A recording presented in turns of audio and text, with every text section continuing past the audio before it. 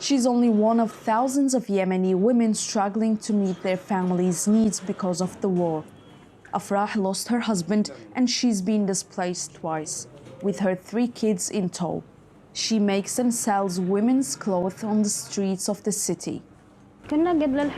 Before the war, our situation was very good. We were economically stable. But since the war, it's been very difficult. We were displaced in a very cold weather and reached a tent with no covers to protect us from the cold. And at that time, there was no NGO supporting the camps. I had to look for an occupation. Sewing has been my hobby since I was 8 years old, and I had to take care of my family.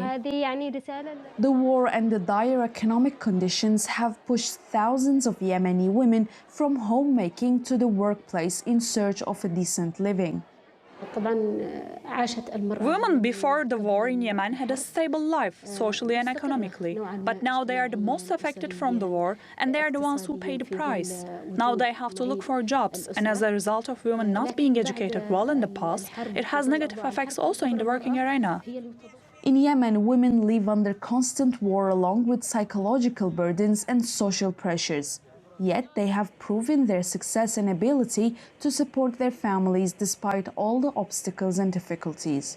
The Center for Strategic Studies in Sana'a suggests that there is no accurate figure to compare the percentage of working women before and after the war. But according to Afrah Jibril, Yemeni women have become more involved in the workforce since the war. And many are now the breadwinners for their families after the death of their male relatives. In Yemeni society, a very narrow point of view on women working, and especially if they are also on the field, and also of them being widows. There are some traditions in some places that limit women from being on the scene. Despite the challenges and poor support for women's efforts, advocates say Yemeni women are the ones who have kept their community alive. Sena Saylan, TRT World.